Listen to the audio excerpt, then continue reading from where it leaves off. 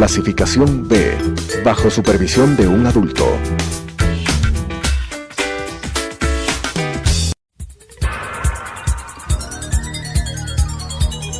Las opiniones vertidas en este espacio por la producción y dirección del programa son de exclusiva responsabilidad de sus autores y de quienes intervienen en ellos.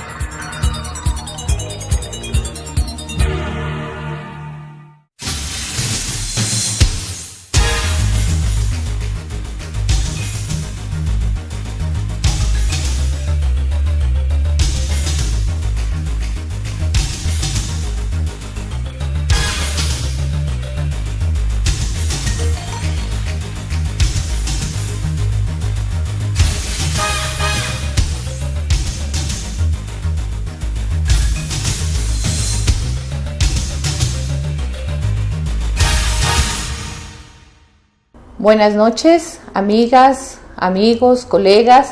Bienvenidos a un programa más de debate jurídico.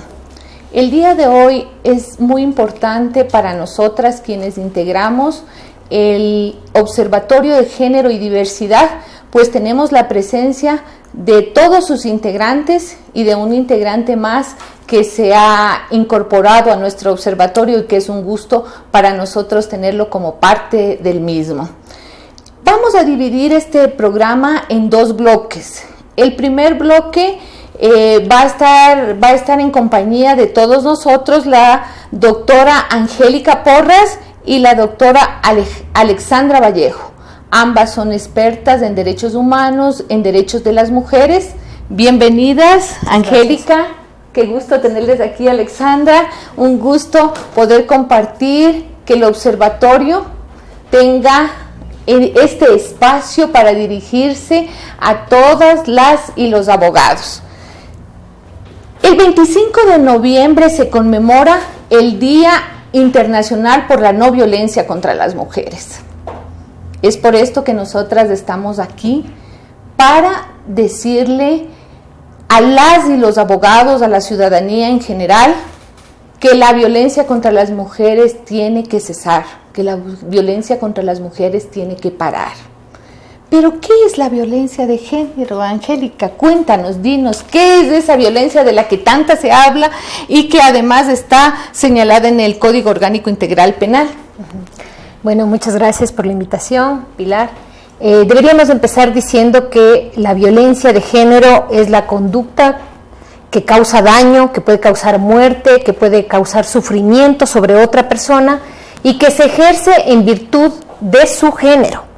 Es decir, cuando alguien atropella a otra persona, insulta a otra persona y lo hace en razón de su pertenencia a un género específico, como por ejemplo ser mujer, esa es la violencia de género. Ahora bien, esta violencia de género en el caso de las mujeres resulta que es la más importante. ¿Por qué? Porque la violencia que se ejerce en contra de las mujeres es en razón de que son mujeres. Eso es por esa razón existe una serie de normas, tanto internacionales como nacionales, que tipifican esto como una infracción legal, ya sea como una contravención o ya sea como un delito. Entonces, resumiendo, podríamos decir que la violencia ejercida en razón del género es precisamente aquella que se ejerce en contra de la mujer por ser mujer. Bien, Angélica. Yo he escuchado a algunos compañeros hombres que dicen que no es cierto que existe esa violencia, que es una invención de las mujeres para victimizarnos. ¿Es cierto esto? ¿Existe o no existe en el Ecuador? Hay estadísticas, hay datos, porque se podría decir simplemente lo que se señala a nivel general, ¿no? Es una invención nuestra para victimizarnos. Claro, la pregunta que suelen hacer algunas personas ¿es necesario visibilizar específicamente la violencia en contra de la mujer? Y la respuesta es sí, sí es necesario y sí existe. La encuesta de relaciones familiares que hiciera el INE en el 2011 indica que 6 de cada 10 mujeres en el Ecuador han sufrido algún tipo de violencia. Y no solo eso, sino que el 87% de esas mujeres que han sufrido violencia han sido victimizadas por su entorno familiar, por su esposo, por su ex conviviente, por su enamorado, por su padre. Es decir, no es una invención. En segundo lugar, sí es necesario visibilizar la violencia en contra de la mujer, porque existe una relación diferenciada de poder, que no tiene que ver solamente con el aspecto físico. Es decir, no se trata de que los hombres tienen más fuerza física y que por eso son capaces de someter a las mujeres, sino también se trata de que la sociedad entera está organizada en torno a patrones masculinos. Por decir un ejemplo, el trabajo. El trabajo está organizado en torno a patrones masculinos. ¿Por qué? Porque el horario, por ejemplo, es un horario inflexible. Son 8 horas de trabajo que no toman en cuenta la necesidad de cuidar a los hijos, por ejemplo. Entonces, ahí hay formas de violencia mucho más sutil, además de la violencia propia, que más física, digamos, que tenemos que sufrir las mujeres. Otro tipo de violencia, la violencia psicológica. Cuando estamos en la calle y alguien nos dice, entre comillas, piropos, que no tenemos por qué aceptarlos porque son agresivos. Inclusive, si no fueran agresivos, es nuestra decisión porque aceptarlos o no, porque además las mujeres no hacemos lo mismo. Entonces, en ese sentido, por supuesto que es necesario visibilizar y por supuesto que existe la violencia en contra de la mujer. Ahora, el tema de que para nosotros eso ha sido un mecanismo de victimización, yo creo que eso repudia cualquier lógica. Porque cualquier persona, cualquier ser humano con derechos, si tú le preguntas si quiere ser víctima o si no quiere ser víctima, cualquiera va a decidir no ser víctima. Entonces, ese es un argumento que se cae por sí mismo. Así es, gracias, Angélica. Cuéntanos, Alexandra, ¿qué tipos de violencia están tipificados en el Código Orgánico Integral Penal?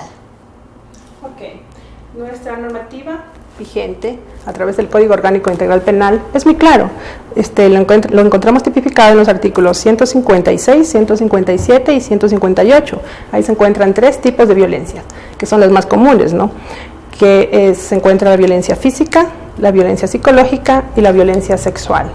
Siendo las 3 violencias enraizadas en nuestro país, lastimosamente no todas las mujeres nos atrevemos a denunciar este tipo de violencias, ¿no?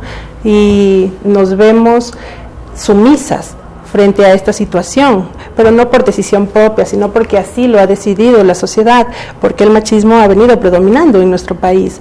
Pero estamos a tiempo nosotras, ¿no?, de tratar de promulgar para erradicar este tipo de violencias. Las estadísticas señalan que la violencia más común es la violencia psicológica, pero también es la más difícil de poder sancionar. ¿Por qué? ¿Por qué es esto? Ya, como tú lo dijiste, cuando se demuestra una violencia física, a través del procedimiento vemos que la persona agredida se encuentra con los golpes, con las lesiones en sí, en su cuerpo, pero lastimosamente la violencia psicológica es un tanto difícil de comprobarla porque el abuso que recibe la mujer se ve encaminado directamente al maltrato psicológico, como por ejemplo lesiones que te afectan el autoestima, la humillación, el trato soez, el detrimento a tu persona, te deteriora, como ya lo dije, la autoestima, entonces tú no puedes desarrollarte normalmente. Pero a través de nuestra legislación podemos ya demostrarlo, porque se provoca un daño inminente en el actuar diario de la mujer, ¿no? Entonces, esto tenía que determinarlo un médico especializado. Y gracias a Dios contamos con la ayuda de nuestro Código Orgánico Integral Penal para ello. Exacto.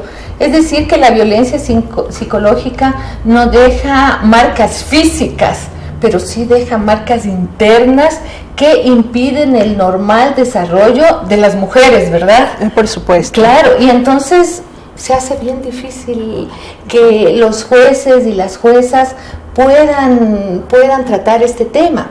A nivel internacional, Angélica, cuéntame, nuestro país es signatario de varios instrumentos internacionales. ¿Cuáles son estos que precautelan la situación de la mujer, la no violencia contra la mujer? Bueno, el tema de la violencia contra la mujer ha sido tan importante en el mundo entero, su incidencia, que varios organismos internacionales, la ONU, principalmente el UNIFEM a través de sus diversos organismos, ha visto la necesidad de establecer una serie de normas internacionales para precisamente exigir que los estados vayan tomando políticas públicas para eliminar toda forma de discriminación y de violencia contra la mujer. Entonces, podríamos decir que a nivel internacional encontramos dos grandes grupos de instrumentos para enfrentar el tema de la violencia. En primer lugar, instrumentos propios dirigidos a disminuir la violencia contra las mujeres. Entonces ahí tenemos el principal, que es conocido como la CEDAW, que es la Convención sobre la Eliminación de todas las formas de discriminación contra la mujer. Este es un instrumento muy importante porque establece qué debe entenderse por discriminación contra la mujer y señala que es todo menoscabo del ejercicio de los derechos ejercido en contra de la mujer por el hecho de ser mujer. Es decir, hay dos elementos interesantes aquí. Estamos hablando de derechos, el criterio para medir cuándo hacemos discriminación en contra de una mujer es justamente el impedir el goce de los derechos o el impedir el goce total de los derechos. Entonces, obviamente dentro de este grupo se encuentra la violencia también, porque cuando una mujer es violentada sexualmente, físicamente, psicológicamente y patrimonialmente, tiene un menoscabo en el ejercicio y en el acceso a sus derechos. Este es, en primer lugar, uno de los documentos más importantes. Además, le obliga a los estados a tomar medidas, ¿no? Otro instrumento internacional de gran valía es la Convención Interamericana para Prevenir, Sancionar y Erradicar la Violencia contra la Mujer, conocida también como la Convención Belém do Pará, por la ciudad brasileña en donde se dictó. Esta convención, que es interamericana para la región americana, tiene la virtud de que se refiere específicamente al tema de la violencia e introduce aquí ya una serie de diferencias o de clasificación de la violencia, ¿no? Las que nos mencionó justamente Alexandra. Y también le obliga al Estado a tomar medidas para erradicar la violencia. Además de esto, tenemos organismos que, aunque su tema principal es otro, como por ejemplo la OIT, la Organización Internacional del Trabajo, tiene una serie de documentos, una serie de convenios internacionales dirigidas a proteger la maternidad, dirigidas a proteger la igualdad en el empleo, justamente dirigida a proteger a las mujeres, ¿no? Y además de eso, todos los instrumentos de derechos humanos aplicables a todas las personas en general. Es decir, tenemos una amplia gama de protección de normas internacionales a favor de la mujer. Gracias, Angélica. Cuéntanos, Alexandra, la Constitución señala que las personas tenemos derecho a una vida libre de violencias. Desde tu perspectiva en el ejercicio profesional, ¿cuáles serían las violencias que afectan a las mujeres que no están tipificadas en el Código Orgánico Integral Penal?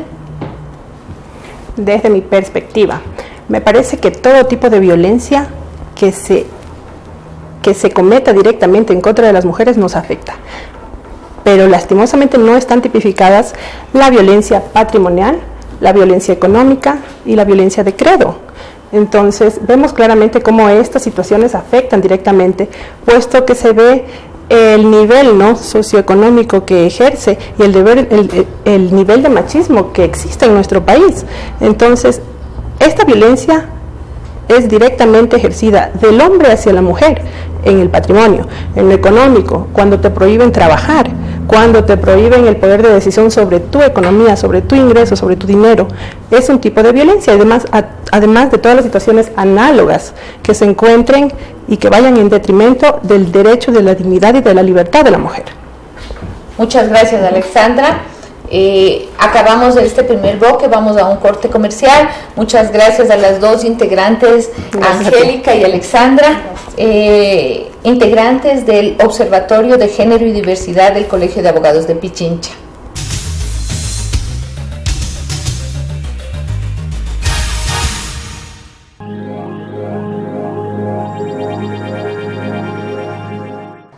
Adriana, cancélame todas las reuniones. No voy a ir a la oficina. Estoy con una jaqueca que no aguanto. ¡El jefe no viene!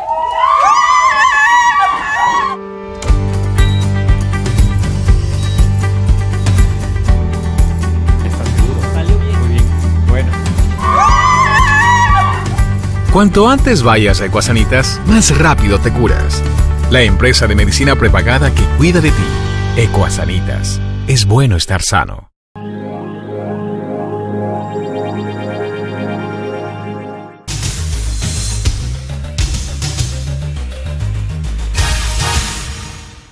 Bienvenidos nuevamente a este segundo bloque. Estamos con el resto de integrantes del Observatorio de Género y Diversidad del Colegio de Abogados de Pichincha. Tenemos a la doctora Anabel Guerrero y al doctor Washington Alajo. Un gusto tenerles aquí. Washington se ha incorporado recién al Observatorio de Género y Diversidad y nos parece súper importante su participación en el mismo. Siguiendo con el tema. Hemos visto en el primer bloque con las compañeras del observatorio los diferentes tipos de violencia y la obligación que tiene el Estado de trabajar contra estas violencias, de tener políticas públicas para erradicar la violencia contra las mujeres. Te pregunto, Anabel, ¿existen en el Ecuador políticas públicas que lleve adelante el Estado para erradicar la violencia contra las mujeres? Bueno, gracias Pilar por la invitación. Saludos a todos los que nos miran. Pilar, la Constitución de la República establece, como tú ya lo señalaste, el derecho de todos a vivir una vida libre de violencia. Asimismo, el Ecuador es signatario de varios convenios internacionales sobre erradicación de la violencia y discriminación contra la mujer. En este ámbito, pues en el país tenemos el Plan Nacional de Erradicación de Violencia de la Violencia de Género. Lastimosamente, su aplicación no ha sido sostenida. No existe una supervisión de la ejecución de este plan de erradicación de la violencia, por lo que considero que el Estado está en deuda con las mujeres. Es más, si tú ves que desde la cabeza existen expresiones de machismo, de violencia de género, es muy difícil hablar de erradicación de violencia contra la mujer. Es más, considero que estas expresiones que vienen desde la cabeza del Ejecutivo, más allá de fomentar la erradicación, la aceleran, generan un ambiente precisamente de eso, de violencia. Bueno, y por otra parte, ya en el ámbito judicial, podríamos señalar que por parte de los operadores de justicia no existe una respuesta adecuada y una respuesta oportuna que garantice que las denuncias sean tratadas a tiempo y que los casos de violencia física, psicológica, sean llevados a término. Por ejemplo, el déficit de médicos, el déficit de psicólogos en las áreas específicas, en las unidades, por ejemplo, en las unidades judiciales de violencia intrafamiliar, implican que la víctima se acerque y que le den, qué sé yo, una cita para hacerse el examen o la cita psicológica, el examen psicológico de aquí a un mes de que puso la denuncia. Eso implica entonces que muchas veces la víctima desista de seguir adelante con su denuncia y pues nos lleva a la indefensión de las víctimas de este tipo de violencias. Eso te podría decir. Sostengo entonces que en el Ecuador, si bien es cierto, existe un plan de erradicación de la violencia de género, este no se aplica, no se ejecuta y no se supervisa. Es decir, que se requieren entonces políticas públicas sostenidas para poder lograr la erradicación de la violencia contra las mujeres, ¿verdad? La forma de violencia más extrema contra las mujeres es el femicidio. Es un tipo penal que ahora está señalado en el nuevo Código Orgánico Integral Penal. Washington, ¿hablemos de femicidio o hablamos de feminicidio? ¿Qué dices tú? Gracias, te agradezco mucho por la invitación. Bueno, hay una discusión en torno al femicidio y al feminicidio. En realidad, deberíamos hablar de feminicidio. Es un término latín, dos vocablos, femini, mujer, y cidio, que es asesinato, matanza. Entonces, lo correcto sería hablar de feminicidio. Sin embargo, esta discusión o muchas legislaciones latinoamericanas, incluyendo la nuestra, ha adoptado la posición de femicidio. Y el femicidio en pocas resulta ser el asesinato de un hombre sobre una mujer por su condición de género o por su condición de ser mujer, por odio, por misogismo, por control, por sexismo, por una violencia extrema en contra de una mujer. A eso podríamos llamarle femicidio. Actualmente, nuestro Código Orgánico Integral Penal, en el artículo 141, se encuentra ya tipificado el femicidio, y tiene sus agravantes también a partir del 142 y más. Eso podría decirte al respecto. Es decir, que cuando hablamos de feminicidio también estamos hablando desde la impunidad del Estado. Correcto. Y a lo mejor esa es la razón por la que no le llamamos feminicidio, sino que nos quedamos solamente en la tipificación de femicidio, es decir, el asesinato de mujeres por ser mujeres. Correcto. Bueno, también existen algunas discusiones al respecto. Inicialmente podríamos decir que se ha adoptado el término femicidio en el sentido de que se hable de violencia, de la violencia particular, de la violencia familiar, pero no de la responsabilidad a partir del Estado. Lo correcto sería decirle feminicidio, como habíamos dicho. Sin embargo, el hecho de que se haya tipificado como femicidio en nuestro Código Orgánico Integral Penal no significa que el Estado está al margen de la responsabilidad que tiene como Estado de controlar, de supervisar, ¿no es cierto?, de hacer, de ejecutar, de gestionar aquellas acciones de violencia que van en contra de las mujeres y que pueden ser evitadas con políticas públicas. Así es, como las que hablábamos con Anabel, ¿no? Decíamos que es necesario políticas públicas sostenidas, planes, programas, proyectos encaminados, pero también que desde el poder ejecutivo no se agreda a las mujeres, ¿no? Que desde los altos poderes del Estado se respete a las mujeres, se las ponga en el nivel que deben estar. Frente a eso, si no hay ese respeto, pues yo creo que es como una cascada, ¿no? Claro, pero además las políticas públicas, que bien decía Anabel, existen, deben ir encaminadas, deben ser gestionadas de mejor forma. El hecho de tipificar en el Código Orgánico Integral Penal o en algunas otras normas el feminicidio o las formas de violencia contra la mujer no te garantiza absolutamente nada si es que no existe políticas públicas que te permitan que la sociedad como tal cambie o mejore su condición cultural.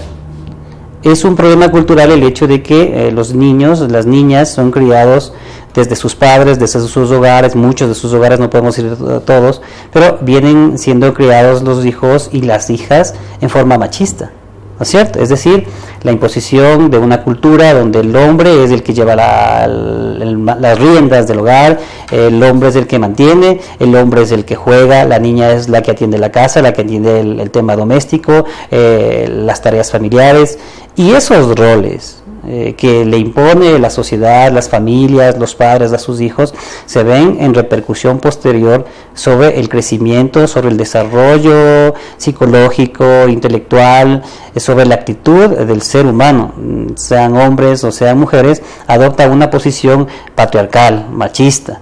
Entonces, esta acultura, podríamos decirlo así, permite que lo que tenemos hoy en la sociedad es una violencia, y en muchas ocasiones violencia extrema contra la mujer.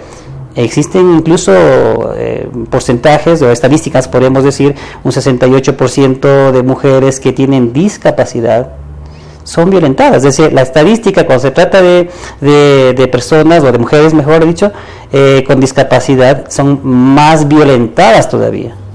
E incluso mujer y su condición indígena, mujer y su condición afrodescendiente, mujer y su condición de pobre. Exacto. Anabel, desde tu perspectiva en el ejercicio profesional, ¿qué cosas crees que se deben reformar en el Código Orgánico Integral Penal para mejorar la situación de las mujeres en este espacio que hemos visto que es muy violento para nosotras? Sí, bueno, Pilar, yo pienso que hay un tema que es fundamental. Por ejemplo, el hecho de que el Ecuador acoja las observaciones que realizó el Comité de Derechos Humanos de la Organización de Naciones Unidas en cuanto al tema del aborto. Me parece a mí urgente porque es un tema en el que las mujeres, las niñas, están siendo profundamente criminalizadas. Las recomendaciones, las observaciones del Comité de Derechos Humanos nos hablan de que debe haber excepciones para el tema de la interrupción voluntaria del embarazo en caso de incesto, en caso de violación. Eso es urgente.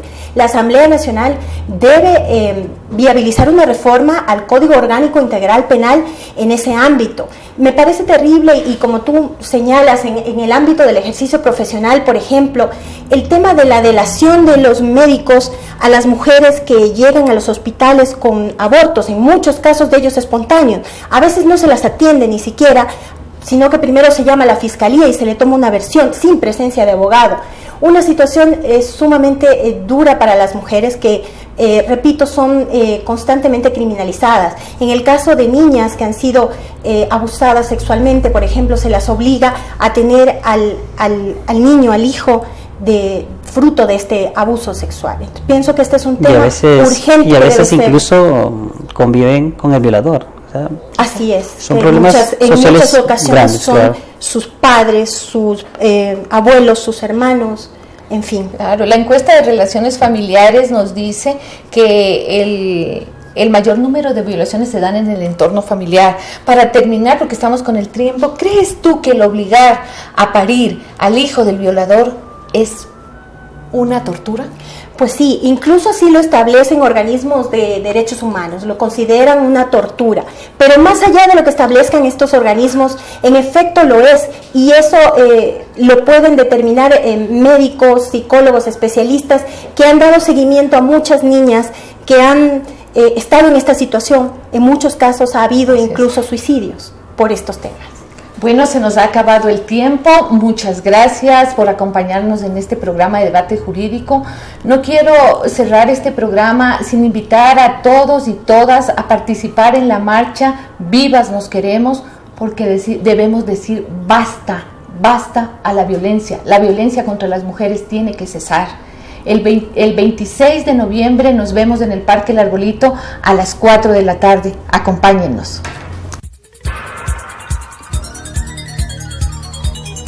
Las opiniones vertidas en este espacio por la producción y dirección del programa son de exclusiva responsabilidad de sus autores y de quienes intervienen en ellos.